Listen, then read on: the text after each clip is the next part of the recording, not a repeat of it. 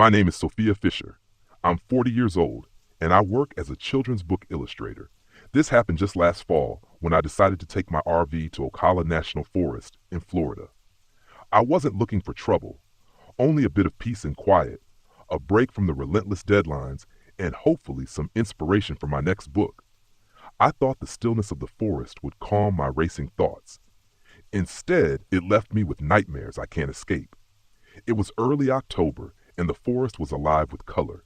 The cypress trees draped in Spanish moss towered around me as I navigated my RV down a narrow dirt road.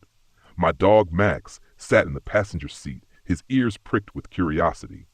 He was always my loyal shadow, and I was glad for his company. I parked near Juniper Springs, a spot I'd chosen for its seclusion and beauty. The spring shimmered in the afternoon sunlight, crystal clear and eerily still.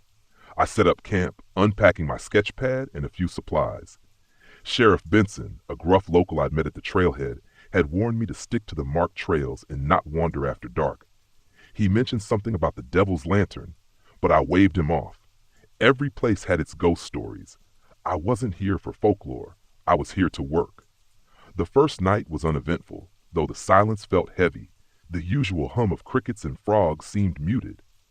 Max growled a few times at nothing in particular, but I figured he was just adjusting to the new surroundings. I spent the next day sketching the landscape, trying to capture the way the sunlight filtered through the trees.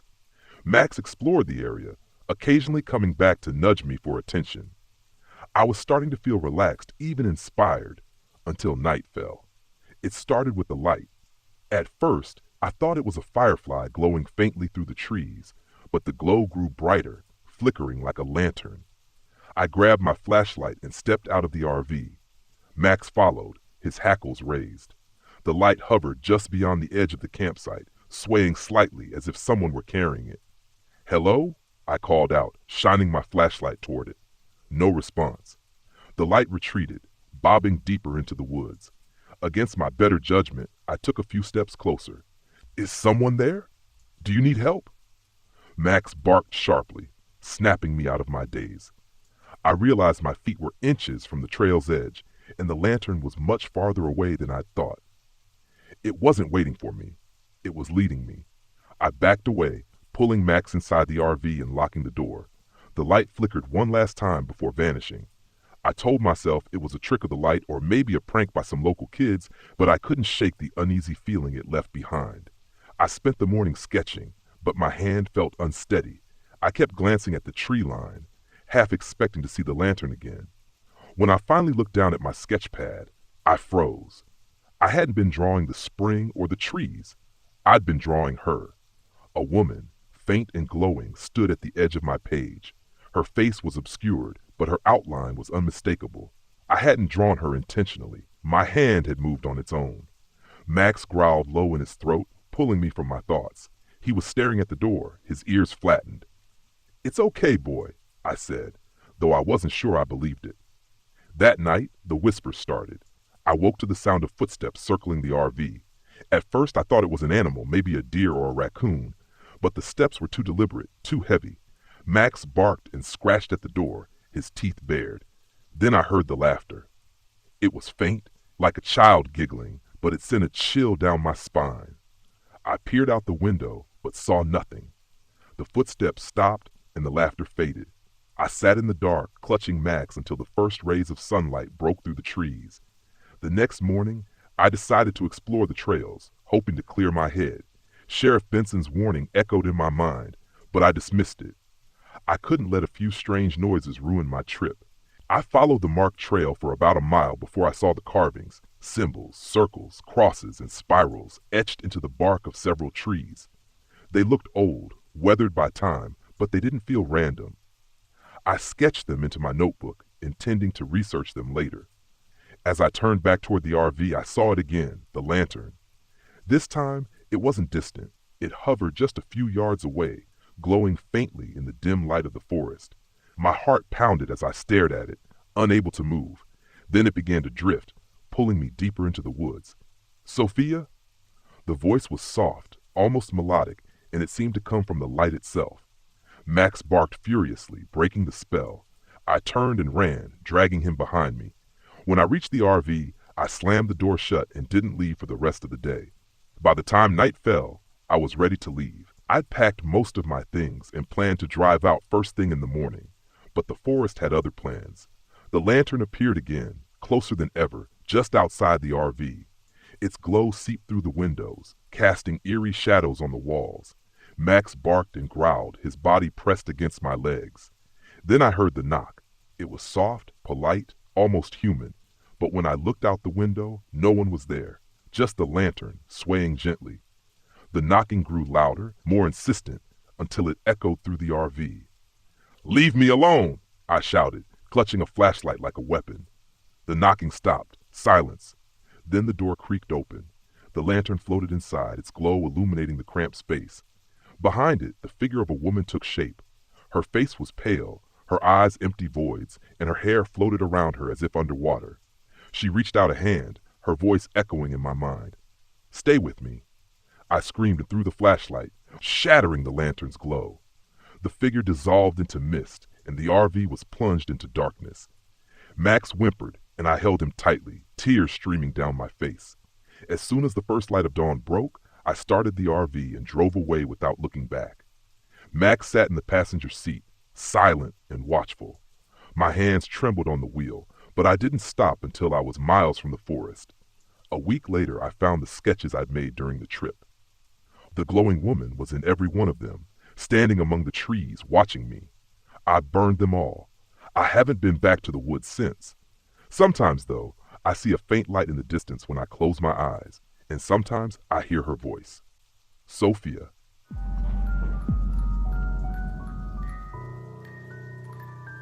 My name is Mateo Miller, and this happened in November of last year at Lake Diston in Flagler County, Florida. I thought I knew the wilderness. I thought I was prepared for anything nature could throw at me, but I was wrong, dead wrong.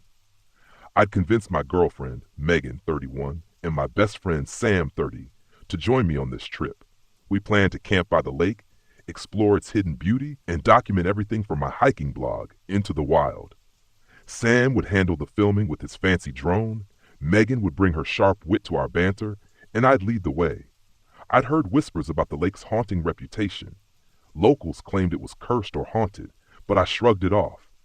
Every place has its ghost stories, right? The first day was uneventful. We set up camp near the shore, close enough to launch our kayaks but far enough from the waterline to avoid gators. The towering cypress trees, draped in Spanish moss, cast long shadows over the still water, their reflections rippling like an oil painting. The place was eerily quiet. No cars, no planes overhead, just the occasional croak of a bullfrog or the splash of something unseen in the water. My tent had a tear along the seam, and I cursed myself for not checking it before we left. Megan teased me mercilessly while patching it with duct tape. Sam was already flying his drone, narrating his shots like a nature documentary host. Everything seemed fine until the sun dipped below the horizon. Around midnight, I woke to a sound that set my teeth on edge. It wasn't an animal call, and it wasn't the wind. It was a whisper, faint, just beyond the edge of our camp. It sounded like someone saying my name, Mateo. I sat up, heart pounding, and scanned the darkness. The campfire had died down to embers, and the shadows of the trees stretched unnaturally long, almost reaching the tents. I told myself it was just my imagination and lay back down, but the whisper came again. Mateo. This time it was closer, almost in my ear. I shot up and unzipped my tent, stepping out into the cold night air. Megan stirred and mumbled something, but Sam snored on, oblivious. I scanned the camp with my flashlight, but saw nothing unusual, just trees and shadows. The whisper didn't come back, but I didn't sleep much after that. The next morning, I chalked the whisper up to a dream, though Megan noticed the dark circles under my eyes. Bad night? She asked, smirking as she sipped her coffee. I shrugged it off. Sam was buzzing with excitement. You won't believe what I saw on the drone footage, he said, pulling out his laptop. We gathered around as he played the video. Most of it was scenic shots of the lake and forest, but at one point, the drone had hovered near the waterline and caught something odd. A figure, blurry and humanoid, crouched among the cypress roots. Its proportions were wrong. Its arms seemed too long, its head too small. probably a trick of the light, I said, though the hairs on the back of my neck stood up. Megan wasn't convinced. That's not a trick of the light, Mateo. That's a person, or something pretending to be one. The whispers came back that night, but this time I wasn't the only one who heard them. Megan shook me awake around 2 a.m., her face pale in the dim glow of her flashlight. "Did you hear that?" she whispered. I nodded, straining to listen. The whispers were faint but unmistakable, circling the camp.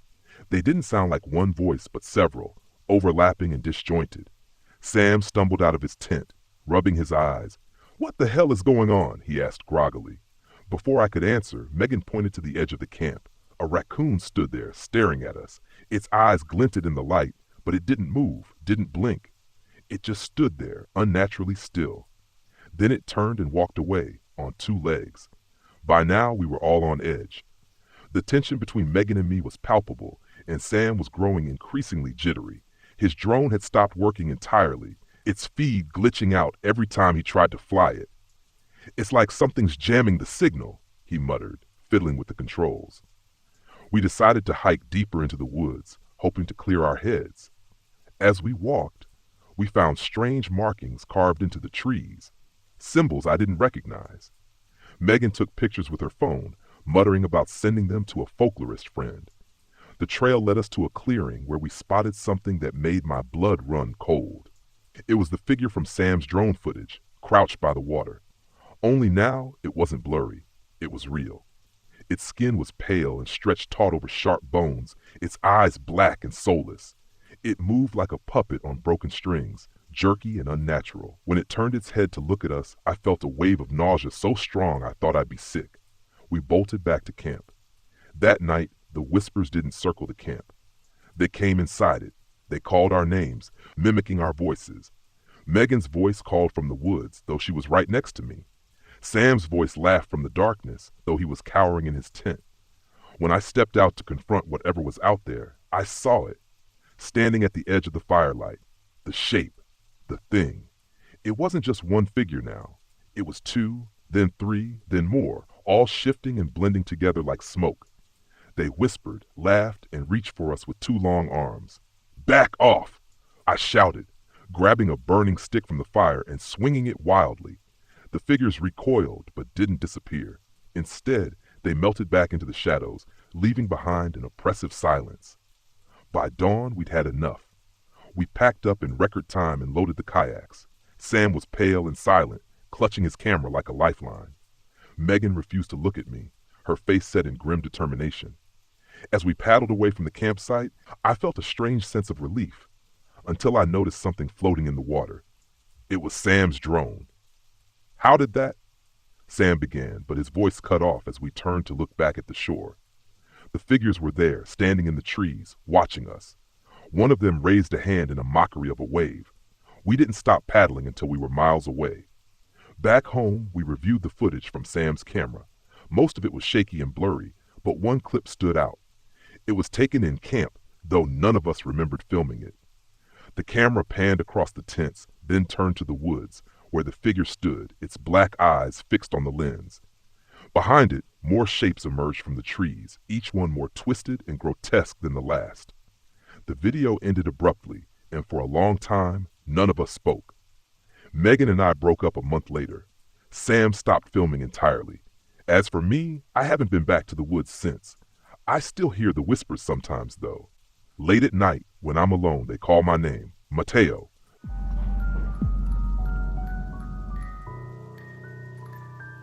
My name is Jacob Roberts. I'm 40 years old, and this happened last October in Blackwater River State Forest, Florida.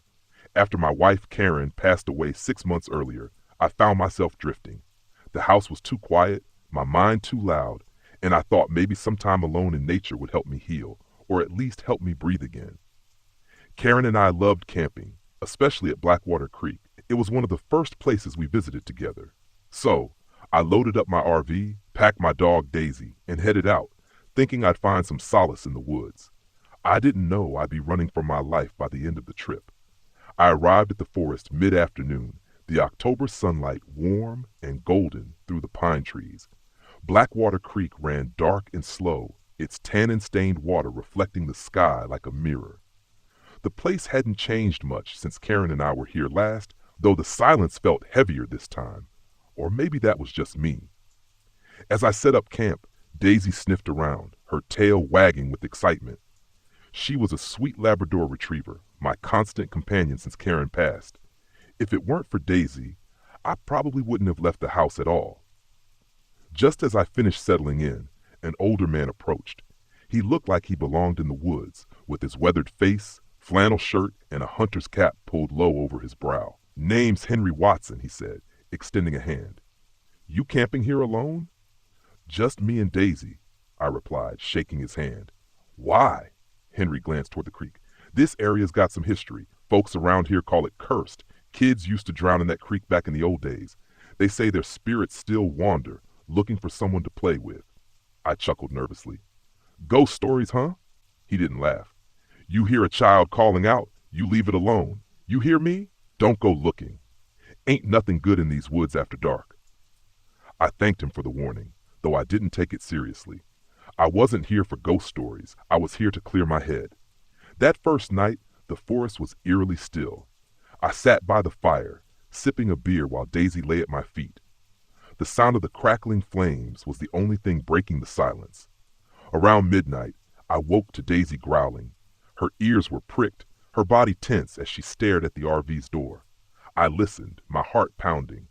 At first I heard nothing, but then came the unmistakable sound of laughter, light and childlike, drifting through the night. I froze. It couldn't be a child, not out here. The laughter came again, closer this time, followed by soft footsteps circling the RV. Daisy barked, a deep, guttural sound I'd never heard from her before.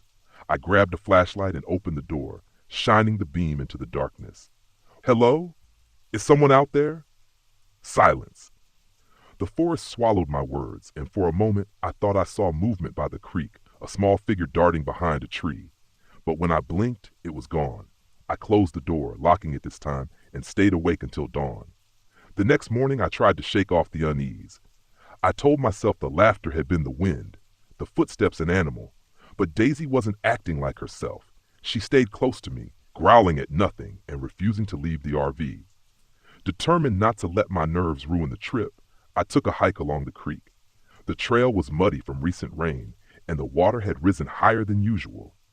About a mile in, I noticed something strange. Small handprints pressed into the mud along the bank.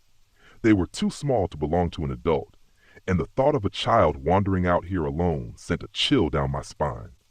Further along, I found an old doll tangled in the roots of a cypress tree. Its dress was torn, and its painted face had faded with time, but it was unmistakably a child's toy. I picked it up, and an icy shiver ran through me as if the air around me had turned cold. That's when I heard the voice. "Help me." It was faint, coming from the woods to my left, a little girl's voice, trembling with fear. My heart raced. I knew what Henry had said, but what if someone really needed help? "Hello? Where are you?" "Help me." The voice was closer now, leading me off the trail. I followed it, calling out, but I found nothing. No child, no footprints, just the whisper of the wind through the trees. I turned back toward the RV, and that's when I saw her. A girl, no older than 7, stood by the creek. She was pale, her dark hair dripping with water, and she wore a tattered white dress. She didn't speak, just stared at me with wide, unblinking eyes. "Are you okay?" I asked, stepping closer. She pointed to the creek, her lips trembling. "They're in the water." Before I could respond, she vanished, as if she'd never been there. I couldn't stop thinking about the girl. Who was she? Why had she disappeared? The questions gnawed at me as I sat in the RV that night. Daisy pressed against my leg. I considered leaving, but a part of me felt compelled to stay, as though the forest itself wouldn't let me go. The whispers started just after midnight. They were faint at first, like the rustling of leaves, but they grew louder, filling the air with childlike giggles and cries for help. Daisy barked and growled, her fur standing on end. Then I saw them, handprints, small and wet, appearing on the RV windows. The whispers turned into a chorus, overlapping voices calling my name. "Jacob, Jacob, come play with us." Terrified, I grabbed a flashlight and flung open the door. The forest was alive with movement, shadows flitting between the trees, glowing eyes peering out from the darkness. And there, by the creek, was the girl again. She smiled this time, her teeth too sharp, her eyes too black. "Stay with us," she whispered. I slammed the door shut, barricading it with whatever I could find. Daisy whined, pacing nervously as the RV shook, the voices growing louder. I could feel the weight of their presence pressing in, suffocating me. At dawn, I knew I couldn't stay another night. I packed up as quickly as I could, throwing everything into the RV. Daisy barked furiously as I started the engine, her eyes fixed on the tree line. As I drove away, the whispers followed. I glanced in the rearview mirror and saw them. Children, dozens of them, standing by the creek. Their faces were pale, their eyes empty, and their mouths stretched into unnatural grins. At the center of them stood the girl, holding the doll I'd found. She waved at me, a mockery of innocence. I didn't stop driving until I was miles away. Back home, I tried to put the experience behind me, but the memories lingered. A week later, I found the doll in the back of the RV. I knew I hadn't brought it with me. I burned it that night, watching the flames consume its tattered dress and faded face. But even as it turned to ash, I could still hear, "Jacob Roberts, come play with us."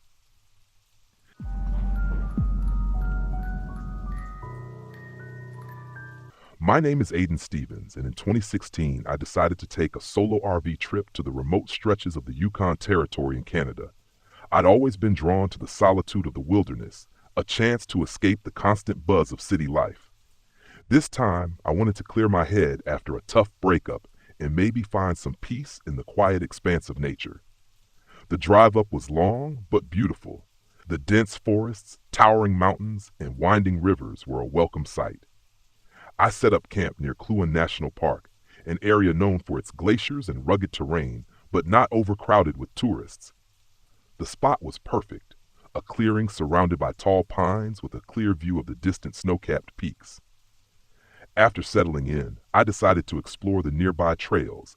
The fresh air filled my lungs as I hiked through the forest, the only sounds being the crunch of leaves underfoot and the occasional bird call. I came across a small stream with crystal clear water and stopped to rest. Sitting there, I felt a rare sense of tranquility.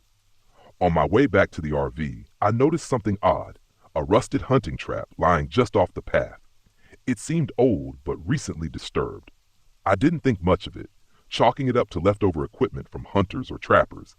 That evening, I built a campfire and cooked a simple meal. As darkness settled, the forest became eerily quiet. The stars were brilliant overhead, and I found myself lost in their glow until the crack of a branch snapped me back to reality. Probably just wildlife, I told myself. The next morning, I decided to venture farther out. I packed a day's worth of supplies and headed north. The trail became less defined and the signs of human passage faded. About midday, I stumbled upon an old, dilapidated cabin. It looked abandoned, with moss-covered logs and a roof caving in on one side. Curiosity got the better of me, and I approached. The door hung loosely on its hinges. Inside, the cabin was sparse, just a broken table and a few scattered tools. Then I saw the walls. They were covered in newspaper clippings and photographs. Stepping closer, I realized the clippings were about missing persons, all from different parts of Canada and Alaska. An uneasy feeling crept over me. The photographs were of people, campers, hikers, even locals, all looking happy and unaware. Some had red X's marked across them. I felt like an intruder in someone else's twisted world. I decided it was time to head back. As I turned to leave, something caught my eye, a notebook on the floor, partially hidden under debris. I picked it up and flipped through the pages. It was a journal filled with meticulous notes about tracking movements, habits, and patterns of various people. Dates matched the times when some of the individuals had gone missing. A sense of urgency overtook me. I needed to get out of there and inform the authorities. Clutching the notebook, I exited the cabin and started back toward my RV. The forest seemed different now, darker, more confining. Every sound was amplified. I quickened my pace, but the feeling of being watched grew stronger. Then I heard it, a distant whistle, the kind someone would use to signal. I glanced back but saw nothing. Picking up speed, I moved as quickly as the terrain would allow. Suddenly, a figure stepped onto the path ahead of me. He was tall and rugged, with unkempt hair and a beard that looked like it hadn't been trimmed in years. He wore a tattered coat and carried a hunting rifle slung over his shoulder. "Lost?" he asked in a rough voice. "Just heading back to my camp," I replied, trying to sound casual while my heart pounded in my chest. "Not many folks come this way," he said, eyeing me up and down. His gaze settled on the notebook in my hand, and I noticed his eyes narrow. "Found this back there," I said, trying to keep my voice steady. "Figured it might belong to someone." He took a step closer. "That's so? Mind if I take a look?" "Actually, I'm in a bit of a hurry," I said, starting to move past him. He blocked my path. "It's not safe out here alone." "I'll manage," I replied, attempting to sidestep him. Without warning, he grabbed my arm with a grip like a vice. "I insist." Adrenaline surged through me. I wrenched my arm free and broke into a run. Behind me, I heard him curse and give chase. The forest blurred as I dodged trees and jumped over roots. The heavy footsteps behind me were getting closer. A shot rang out, splintering a tree trunk to my right. Panic threatened to overtake me, but I forced myself to focus. Up ahead, I spotted a ravine with a fallen log bridging it. I sprinted toward it, hoping to put some distance between us. I scrambled across the log, the drop below steep and unforgiving. Halfway across, another shot echoed and the log shuddered. I didn't look back. Reaching the other side, I continued running. My lungs burned and every muscle screamed, but I couldn't stop. The forest began to thin, and I recognized a landmark, a peculiar rock formation I'd noted earlier. Relief washed over me. The RV was less than a mile away. Bursting into the clearing, I dashed toward my vehicle, fumbling with the keys. I heard footsteps emerging from the forest edge. I managed to unlock the door and threw myself inside, slamming it shut just as the man reached the clearing. He stood there, a sinister smile creeping across his face.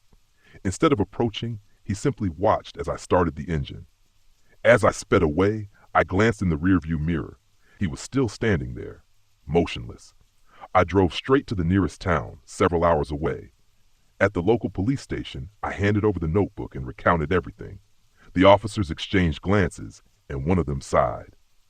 "You're not the first to report something like this," he said. Over the next few days, an investigation was launched.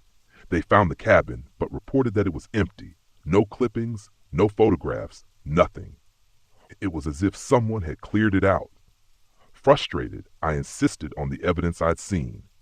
The notebook was the only tangible proof, and it was filled with disturbing observations.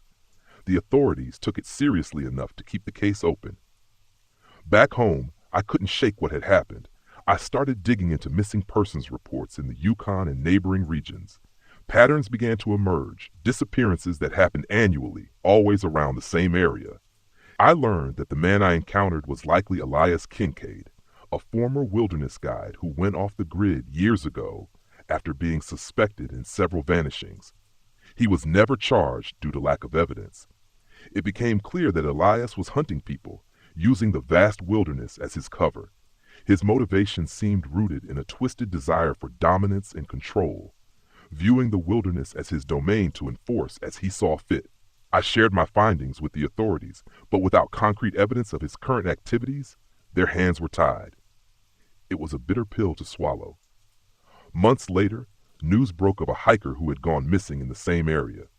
A search party found remains and signs of foul play. This time, with increased pressure, the authorities conducted a more thorough search and eventually apprehended Elias in a remote part of the forest. In the end, Elias Kincaid was charged with multiple counts related to kidnapping and murder. The notebook I had found played a crucial role in linking him to the crimes. As for me, I haven't returned to the wilderness since. The open skies and towering pines no longer hold the same allure.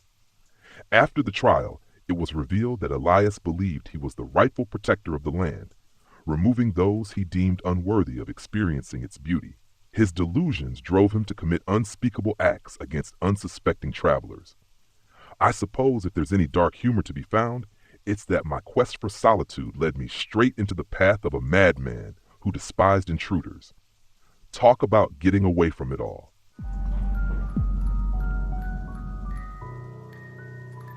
My name's Ethan Carter, and this all went down in 2012 near the Rockies in Wyoming. I was there for what I thought would be an easygoing few days of camping with the RV, away from the noise of the city. I'd driven down from Missoula, Montana, where I worked construction, sometimes logging. After 3 years working with loud saws and hefting heavier beer bellies than my own, I figured some quiet nights and a view were just what I needed. I parked my RV off a dirt path in Bridger-Teton National Forest. The air was sharp but fresh, the kind that clears your head in a way you only appreciate when you're surrounded by concrete 5 days a week. My setup was simple: parked near a small creek for water, camp chairs, and a fire pit set up a stone's throw from the RV. After 2 nights of nothing but the sound of the stream and some elk clumping around in the woods, I'd started to think I'd lucked out. But then things took a turn. It was late, and I was sitting around the fire finishing up some chili when I heard the unmistakable sound of an engine in the distance. At first, I thought maybe it was a forest ranger or another camper lost on the winding trails, but this engine sounded ragged, like it was on its last leg, whining and sputtering as it got closer. A beat-up truck, rusted and dented, crept up along the path.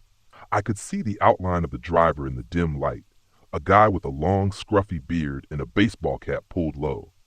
He stopped his truck a good 50 yards from my RV, then just sat there, the engine idling.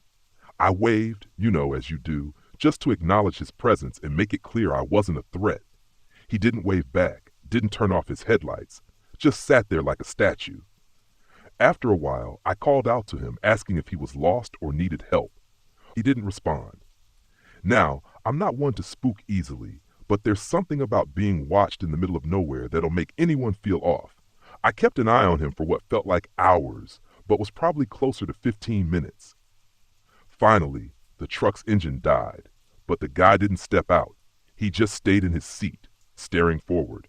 I got up, half expecting him to come over, maybe ask for directions or a drink, but he didn't budge.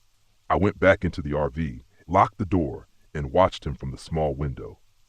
I thought he'd leave or maybe pass out in his truck, but around midnight, he stepped out, slamming the door so hard it echoed. He was big, barrel-chested, with hands like slabs of meat, wearing some kind of old leather jacket that looked stiff as a board. He took a few steps toward my RV, then stopped. He didn't say anything, didn't try to introduce himself, just stood there in the dark. I stayed in the RV, hoping he'd get the hint and leave. Instead, he turned, walked back to his truck, and disappeared into the trees, leaving his truck abandoned on the path. The fire outside had burned down to embers, so I was alone with the silence, the RV dark save for the faint glow of a battery-operated lamp.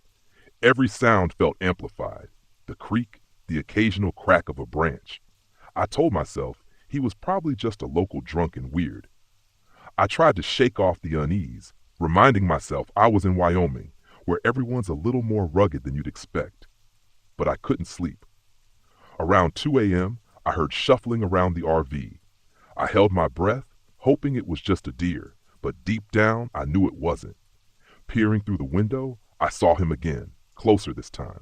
He ditched his jacket, his shirt covered in grime, his chest heaving as he looked around the campsite. I thought of calling out, but something in his stance, leaning forward, his face half lit by the moon, made me think twice. Instead, I stayed silent, gripping a small hunting knife I kept in the RV for emergencies. He started rummaging around my campsite, tossing my folding chair and stomping on the fire pit stones, scattering ashes everywhere. He was talking to himself, mumbling words lost to the sound of the creek and rustling leaves. Then he circled the RV, his fingers tracing along the side, tapping at the windows like he was trying to gauge if anyone was inside. I could hear him muttering under his breath, but nothing made sense. He seemed angry, frustrated, like he was looking for something, or someone. At one point, he banged on the RV door hard enough that the entire vehicle shook. I sat still, barely breathing, knife in hand, praying he'd get bored and leave. Instead, he pulled a crowbar from his belt and started prying at the door. That was it for me. I grabbed my flashlight, clicked it on, and pointed it right at him through the window. For a moment, he froze, staring at me with something between surprise and amusement. He tilted his head, gave me a half smile that was anything but friendly, and then stepped back. My heart was hammering. The guy was built like a freight train, and I wasn't exactly armed for a showdown. He took another step back, his eyes flicking between me and the door, probably sizing up how much trouble I'd be. Then he laughed, a cold, hollow sound, and turned, vanishing into the tree line. I stayed up the rest of the night, flashlight in one hand, knife in the other, listening for any sound that might mean he was coming back. Morning couldn't come fast enough. As the first light hit, I packed up what I could, tossed everything in the RV, and was ready to hightail it out of there. But before I could start the engine, I saw something in the dirt by my fire pit, a piece of cloth, an old shirt, torn and stained, lay half buried in the dirt along with a rusty pocket knife and some cigarette butts. I grabbed the cloth and tossed it in the trash bag I kept for the trip, then looked around trying to figure out where he'd gone. My eyes landed on a small trail leading away from my sight. I wasn't about to follow it, but something caught my eye. A pair of women's shoes, small, dainty, and covered in mud, abandoned near the base of a tree. I didn't want to think about what those shoes meant, but something about that trail felt wrong. I should have left right then, but curiosity got the best of me. I took a few cautious steps down the path, scanning the area, half expecting the guy to jump out from behind a tree. The trail wound down toward a ravine, where I spotted a few more discarded items, a torn purse, a broken phone, and something that made my stomach drop, a leather-bound notebook. The notebook was smeared with dirt and barely legible, but the pages that were readable were like something out of a horror novel. Notes about collecting, scribbled reminders about staying quiet and hunting times. There were names listed, dates, even some crude maps marking locations across the forest. My instincts screamed at me to get out of there, but I couldn't help but flip through more pages. Each name had a date and a description. The brunette by the lake, hiker with the red jacket, and then chillingly, guy in the RV. That was when I dropped the notebook, every nerve in my body on fire. I sprinted back to the RV, jumped in, and cranked the engine. As I looked back toward the trail, I saw him again, watching from the trees, a twisted smile on his face. He knew I'd found his little journal, and he didn't seem to care. If anything, he seemed pleased, like he'd been hoping I would. As I pulled out of the campsite, he stepped out of the trees, standing in the middle of the road, watching me drive away. I floored it, not caring if I wrecked the suspension on the rocky trail. All I wanted was to put as much distance between me and that place as possible. It wasn't until I hit the main road that I finally let myself breathe, hands shaking as I gripped the wheel. I thought about calling the Rangers, but something told me this guy knew the area too well, that he'd be long gone by the time anyone showed up. Instead, I kept driving, leaving Wyoming in the rear view. Days later, curiosity got the best of me, and I started digging around online. I found reports of missing hikers in the area, people who'd vanished without a trace. Every now and then, there'd be a mention of someone matching the description of the man I'd encountered. A drifter, a supposed survivalist who'd been spotted along trails, camping in the wild. I couldn't shake the last line I'd read in that notebook, the only one scrawled with an eerie precision. Bane, last one. Time to move.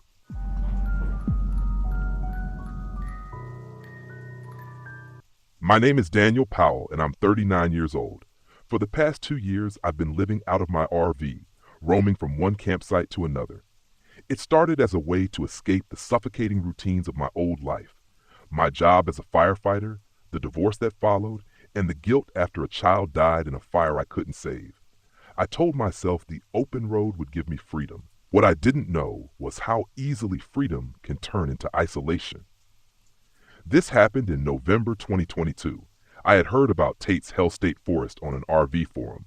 The name caught my attention immediately, and the photos of its dense, hauntingly beautiful landscape sealed the deal. A slice of heaven, one user wrote.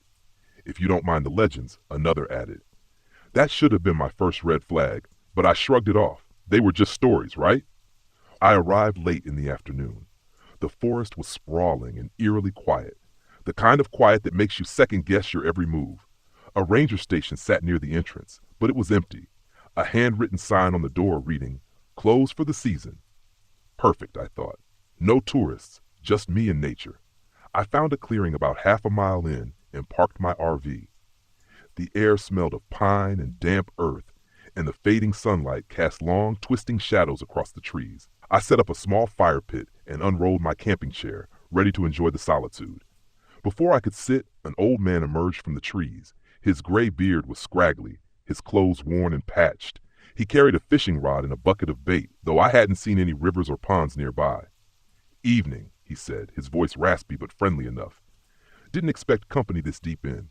I smiled. "Just passing through. Needed some quiet." The old man chuckled. "Quiet, huh? You picked the right place. Quiet as the grave." He let the words hang in the air, his smile fading. "Just don't wander too far, son. These woods, they don't always let folks find their way back." "Superstition?" I asked. "Something like that," he said, adjusting his bucket. "They say this place got cursed a long time ago. A witch burned alive by settlers, and she cursed the forest with her last breath. Now it's hers. People hear whispers, see things, and if she don't like you..." He trailed off, letting the silence speak for itself. I thanked him for the warning, though I didn't believe a word of it. He tipped his hat and disappeared into the trees, his footsteps fading with the day's light. That night, my RV lost power. I was in the middle of cooking dinner when the lights flickered and died, leaving me in darkness except for the glow of my lantern. My phone, fully charged just an hour ago, was suddenly at 5%. A coincidence, I told myself. Old wiring and a cheap charger. Nothing supernatural. I stepped outside to check the generator and was met with the kind of silence that felt alive. No insects chirping, no wind rustling the branches, just a dense, oppressive stillness. The air was colder than it should have been for November, biting at my skin. As I fiddled with the generator, I caught movement in the corner of my eye, a figure, pale and fleeting, at the edge of the clearing. My heart skipped. I spun, flashlight in hand, but there was nothing there, just trees and shadows. The next day, I decided to explore the trails. The morning sun burned off the eerie chill, and the forest seemed more inviting. I followed a narrow path that twisted through thick pines and cypress trees, their roots gnarled like ancient fingers clawing at the earth. I wasn't far in when I noticed symbols carved into the trees, crudely drawn but deliberate, circles, triangles, and shapes I couldn't recognize. They repeated every few feet as if marking a path. I took pictures, thinking they might make a good addition to the blog post I was planning. The deeper I went, the stranger things became. Landmarks I swore I'd passed once before seemed to appear again, as though the forest were shifting. At one point, I found myself walking in circles, the same carved tree greeting me no matter which direction I chose. Then I saw her. A woman stood ahead on the trail, barefoot and dressed in a tattered white gown that looked centuries out of place. Her hair was long and matted, her face pale and drawn. She didn't move, didn't speak, just stared at me with eyes that seemed too large for her face. "Hello," I called, keeping my voice steady. She raised a hand, pointing back the way I'd come. "Don't go further," she said. Her voice was soft but carried a weight that made my chest tighten. "Are you lost?" I asked, stepping closer. She shook her head. "Go back, now." Before I could respond, she turned and vanished into the trees, leaving no trace of her presence. By the time I made it back to the RV, the sun was setting. The carvings on the trees had spread closer to my campsite, as though someone or something had been working while I was gone. I tried to rationalize it. Vandals, locals playing tricks. But my nerves were fraying. That night, the whispers began. At first they were faint, barely audible over the crackle of the campfire. But as the hours passed, they grew louder, more distinct. My name over and over, carried on the wind. Daniel.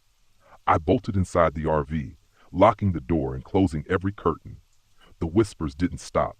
They pressed against the walls, seeping through the cracks surrounding me. And then the knocking started.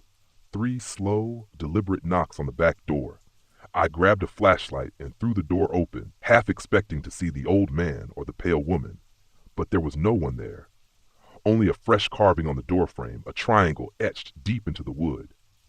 By the 3rd day, I was unraveling. Sleep had been impossible, and my supplies were running low. The forest seemed to close in tighter with every passing hour, the trees pressing closer to the RV like an encroaching tide. That evening, she came again. The woman in white stood just outside the firelight, her face obscured by shadows. "You stayed," she said, her voice tinged with sorrow. I don't want trouble, I said, clutching the hatchet I'd kept by my side. You've brought it, she replied. What do you want from me? She stepped closer, the firelight revealing her face, or what was left of it. Her skin was cracked and blistered, as if burned, and her eyes glowed faintly with an unnatural light. This forest is mine, she said, her voice a guttural growl that barely resembled the soft tones from before. You trespass, you defy, and now you pay. The forest erupted around me. Shadows sprang to life, twisting into monstrous forms with gnarled limbs and hollow eyes. They circled the RV, their whispers rising to a deafening crescendo. I stumbled back, clutching the hatchet, and kicked over the firewood. Flames leapt higher, casting frantic light on the clearing. Leave me alone, I shouted, slashing wildly at the shadows. The woman in white stood at the edge of the firelight, watching with an expression I couldn't read, mocking, pitying. In desperation, I grabbed one of the carved symbols I'd taken from the forest, a small piece of wood etched with a triangle, and hurled it into the fire. The effect was immediate. The shadows recoiled, their forms dissolving into smoke. The woman in white let out an ear-piercing shriek before fading into the night. By dawn, the forest was still again. The carvings were gone, the RV's power restored, as though none of it had ever happened. But as I drove away, I caught one last glimpse in the rearview mirror. A single carved triangle on the last tree before the road turned. A warning or a reminder, I don't know. What I do know is this. Tate's Hell isn't just a name. It's a promise.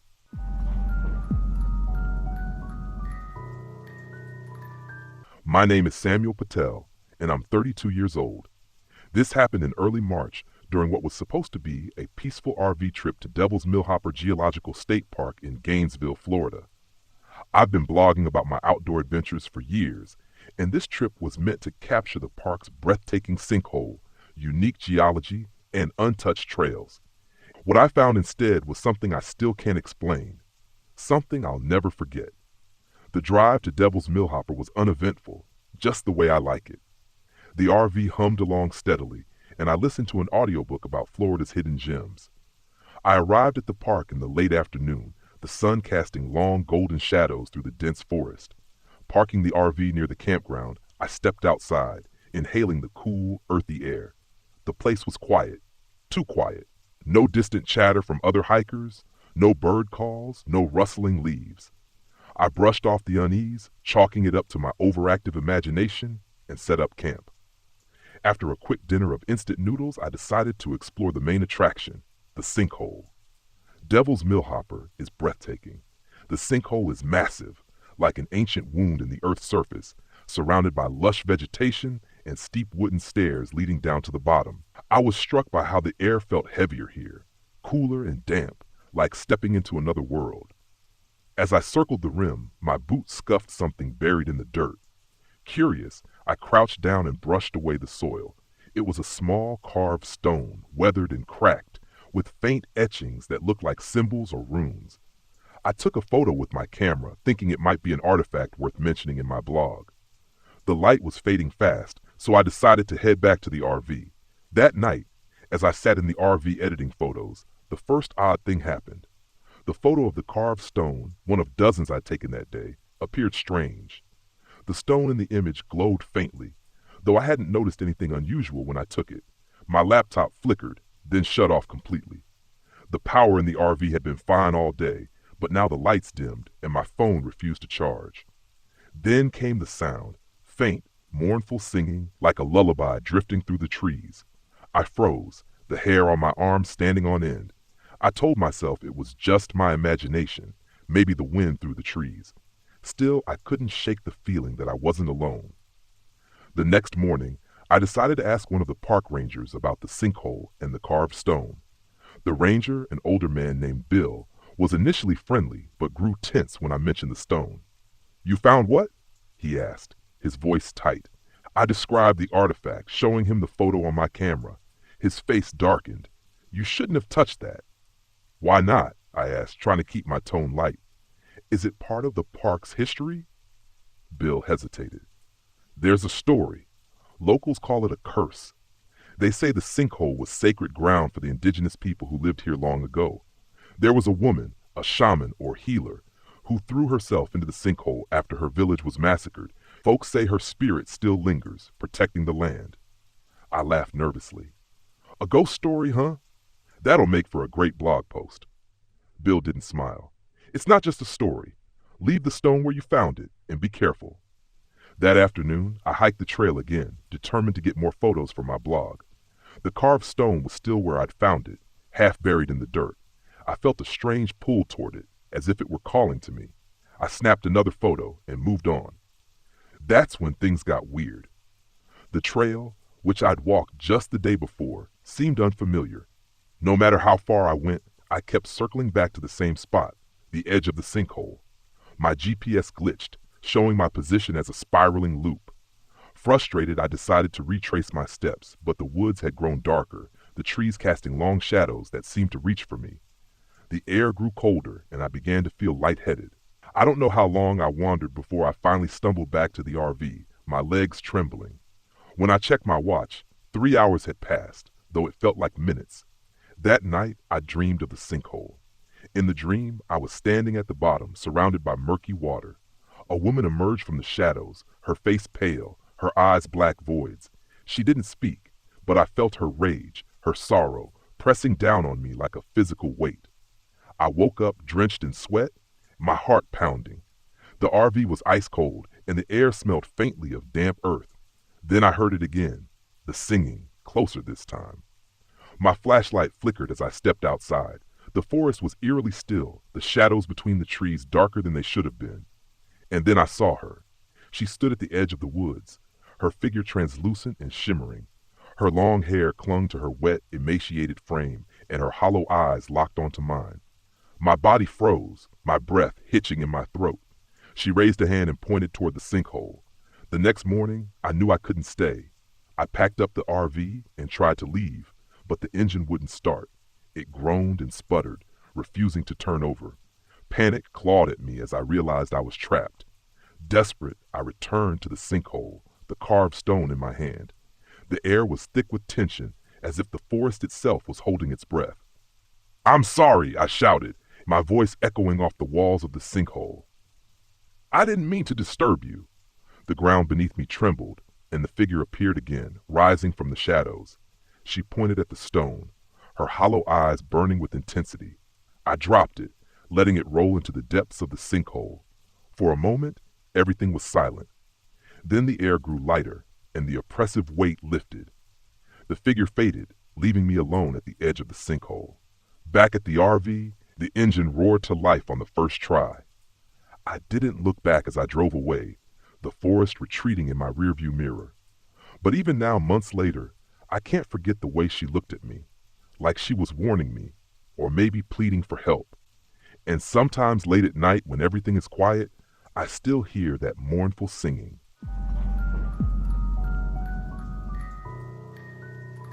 My name is Rachel Mosby. I'm 39 years old, and I've spent most of my adult life as a botanist, traveling to remote places to study rare plants. Last year, I was hired by a conservation group to locate and document a species of moss known as Calluna sula. It's an elusive, high-altitude moss with supposed medicinal properties that grows only in shaded environments. This was a dream job, or so I thought. The trip brought me to Watchus Mountain State Reservation in Massachusetts. I'd heard stories about the area's eerie history, rumors of witch trials, hikers going missing, and strange symbols carved into the trees. But I dismissed all of it. I'm a scientist. Facts, not folklore, are my guide, or at least they were. Everything I experienced on that mountain changed the way I see the world. I arrived at Watchus on a crisp autumn afternoon. The air was thick with the scent of fallen leaves, and the trees wore the fiery colors of late October. I parked my RV in a small, isolated lot at the base of the mountain. The closest campers were miles away, and I liked it that way. Solitude helps me focus. After setting up camp, I drove into the nearby town to stock up on supplies. The general store was small, dimly lit, and run by an older woman named Martha Keyes. She greeted me with a polite but curious smile, like she wasn't used to seeing strangers. "What brings you to Watchus?" she asked, handing me a paper bag of trail snacks. "Work," I said. "I'm a botanist here to study some rare moss." Martha's smile faded. "You be careful up there. The mountain's got its stories. What kind of stories? She hesitated, then leaned in, her voice dropping. Watches has got a witch, or it did back in the 1700s. They say she cursed the land before disappearing into the woods. People go up there and don't come back. I smiled politely, hiding my skepticism. I'll keep that in mind. Her hand lingered on the counter. Take only what you need, and if you find something that doesn't belong to you, leave it be. Back at the RV, I prepped my gear, a GPS, notebooks, a camera, and several collection jars. I planned to start early the next morning. My goal was to hike toward the summit where the moss was most likely to grow. The trail was steep and rocky, but I've handled worse. As long as the weather held, it would be a straightforward trip, but things started going wrong almost immediately. On the first day, I noticed the forest was unusually quiet. No birds, no rustling leaves, just the crunch of my boots on the trail. The air felt heavy, like it carried a weight I couldn't see. I brushed it off as nerves. New places often had that effect on me. About halfway up the trail, I found my first clue. Strange symbols carved into the bark of a tree. They were rough, like they'd been gouged out with a knife or a sharp rock, and they formed spirals that seemed to twist endlessly inward. I stopped to take a photo. That's when I heard it, singing. It was faint, almost too quiet to notice, but unmistakably human, a woman's voice, soft and melodic, drifting through the trees. I froze, straining to locate the source, but it seemed to come from everywhere and nowhere at once. Hello? I called, but the singing stopped. I waited a moment before moving on, telling myself it was just the wind or maybe another hiker. But deep down, I knew I was alone. By late afternoon, I reached a plateau where the trail split. One path led to the summit, the other veered into denser forest. My GPS flickered, its screen glitching, but I was confident I could navigate back. I decided to explore the offshoot trail, hoping it would lead to a shaded area where the moss might thrive. It was there that I found it, the moss I'd been searching for. It grew in a circle at the base of a massive, gnarled tree. The tree's bark was blackened, as if it had been scorched, and its roots twisted like skeletal hands. The air around it was colder than the rest of the forest, and I couldn't shake the feeling that I was being watched. As I approached, I noticed something hanging from a low branch, a bundle of sticks tied together with red string. It looked like some kind of talisman or charm. I reached for it, but a sudden gust of wind made the bundle sway, releasing a foul, earthy stench. I recoiled, heart pounding. I focused on the moss instead, carefully collecting samples and documenting its location. As I worked, the singing returned, louder this time. It was closer. I glanced around, but saw nothing. The sun was sinking, and shadows stretched long across the forest floor. I decided it was time to head back. That night, the unease lingered. I reviewed my photos and notes in the RV, trying to distract myself, but the singing haunted me, even when it wasn't there. I could almost hear it, a faint echo in the back of my mind. Around midnight, I woke to the sound of footsteps outside. They were light, deliberate, circling the RV. I stayed still, barely breathing, listening as they paused near the door. Then came the softest knock, just a single tap. I grabbed my flashlight and swung the door open, shining the beam into the clearing. No one was there, but the footsteps resumed, retreating into the woods. And faintly on the wind, I heard the singing again. The next morning, I found footprints around the RV. They were small, almost childlike, and they led toward the trail. My gut told me to leave, but my work wasn't finished. I convinced myself it was an animal or some prank by another camper, even though I hadn't seen anyone else on the mountain. I hiked back to the gnarled tree, determined to finish collecting data. But when I arrived, something was wrong. The bundle of sticks was gone, and in its place was a rusted blade embedded in the tree's trunk. The bark around it bled a dark sap, and the moss I'd collected the day before had turned black and withered. I felt a presence behind me and spun around, but the forest was empty. The singing started again, rising and falling like a chant. This time it was accompanied by faint whispers, too low to understand. I backed away from the tree, my heart racing. The shadows between the trees seemed to shift, and for the first time I saw her. A figure stood in the distance, barely visible through the trees. She was draped in tattered, old-fashioned clothing. Her face was obscured by shadow, Her eyes glowed faintly, reflecting the dim light like a predator's. She didn't move, but she raised a hand and pointed toward the summit. I ran back to the RV, my breath ragged. I locked the door and sat trembling, trying to make sense of what I'd seen. I thought of Martha's warning. Take only what you need. Leave it be. I stayed up all night, clutching a flashlight. The singing didn't stop. This time it grew louder, circling the RV like a storm. At dawn, I drove straight to the general store and told Martha what had happened. She listened quietly, her face pale. She doesn't like trespassers, Martha said, and she doesn't forgive thieves. What do I do? I asked. Martha handed me a pouch of herbs. Take everything you've collected and leave it at the tree. Apologize out loud, then leave, and don't come back. I followed her instructions. Back at the tree, I emptied my collection jars and placed them at its base. My voice shook as I whispered an apology, promising to leave the mountain and never return. The forest fell silent. No singing, no whispers, just an oppressive stillness. I backed away, my eyes scanning the trees for any sign of the figure. She didn't appear. Relieved, I returned to the RV and started the engine. As I drove away, the mountain loomed in the rearview mirror, its dark silhouette etched against the sky. I told myself it was over, but even now, months later, I can still hear the singing in quiet moments, soft and distant, like a memory that refuses to fade. Some places aren't meant to be explored, and some things are better left undisturbed.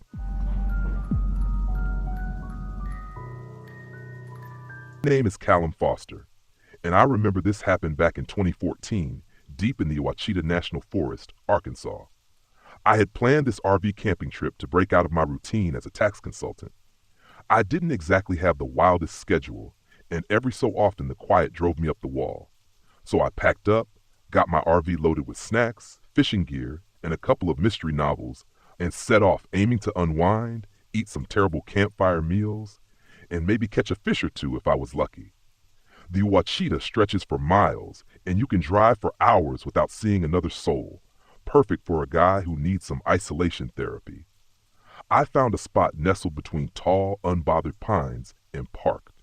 It was far enough off any main trail to make it feel like I was in my own little slice of wilderness heaven, yet close enough that if I twisted my ankle or ran out of supplies, it wouldn't be a total disaster. The first night was peaceful, just the sound of crickets and the occasional rustling. I even caught myself chuckling at how silly it was to be so jittery at the slightest forest sound. By the next afternoon, I'd already fallen into the calm of the place. After grilling up some truly unfortunate hamburgers, I decided to take a hike to stretch my legs and maybe scout for a better fishing spot along the creek. I'd barely made it 100 yards from my RV when I noticed something strange, a dead rabbit hanging from a tree just a few feet off the trail. Now, I'm no stranger to odd sights in the woods, but this was different.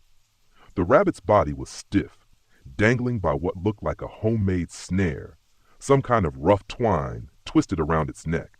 Maybe someone local had been out trapping and just left it there by mistake, I thought, trying to brush off the odd feeling settling in my gut. But as I walked back toward my RV, I noticed two more animals, small birds this time, hung from branches in a similar way, like little macabre decorations.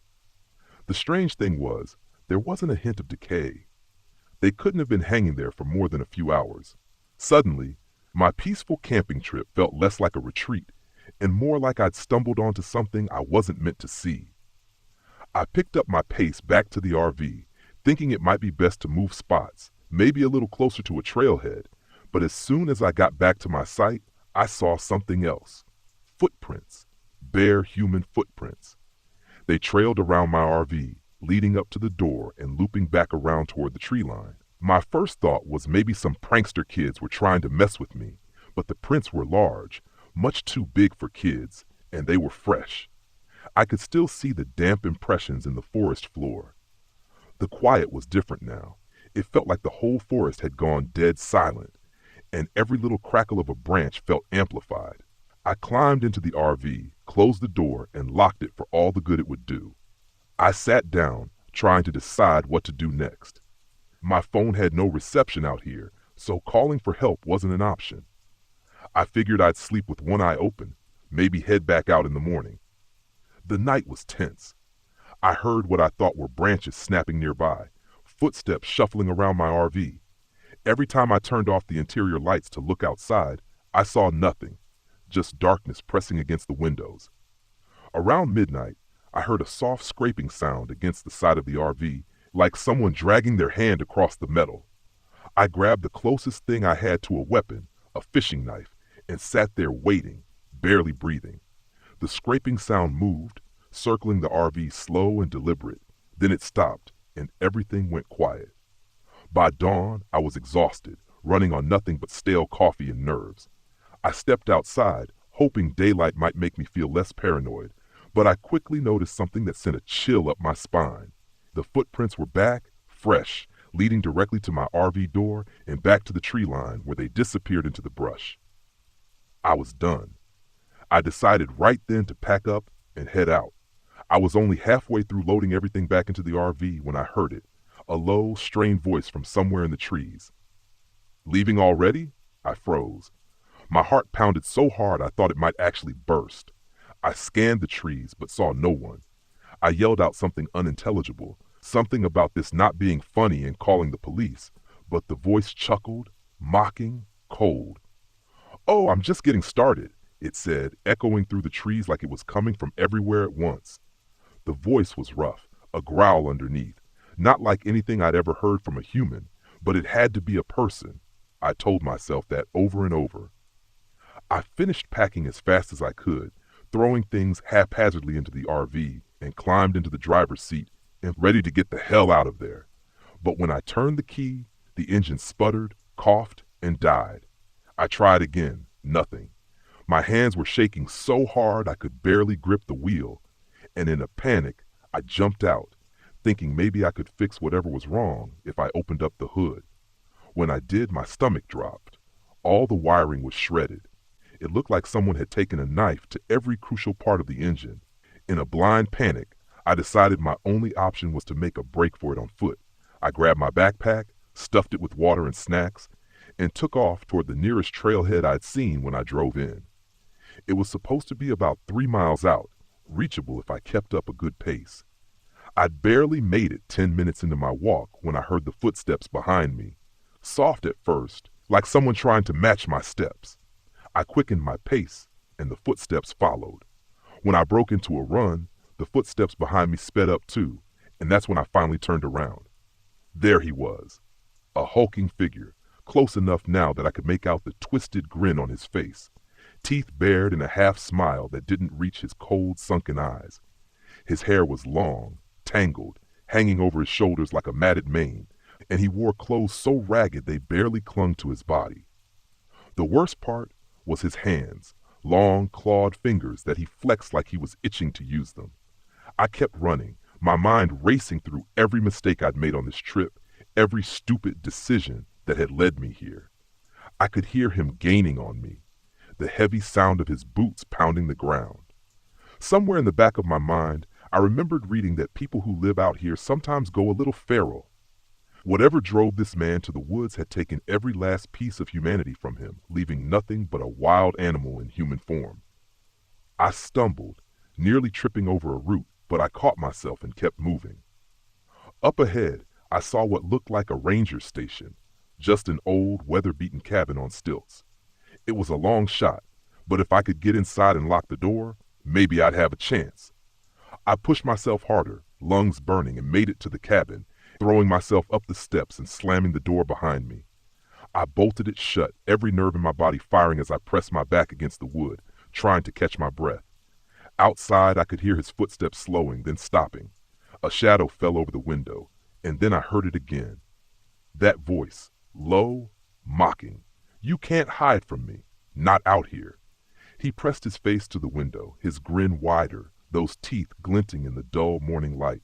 He was holding something in his hand, a small, tattered notebook, worn down with age. He opened it, and that's when I saw the names written inside, each one crossed out, followed by a crude sketch of the forest and a line leading to a little X. My name was the last one on the list. I felt something shift inside me, a primal surge of fight or flight that almost drove me to open the door and charge him head on. Instead, I grabbed the first thing I saw, a rusted fire poker by the cabin's old stove, and held it out like a weapon. The man laughed, a harsh guttural sound that bounced off the trees outside. "You're not the first," he sneered, "but you're the last today, anyway." He backed up a few steps as if giving me a head start, and I took the opportunity to scan the cabin.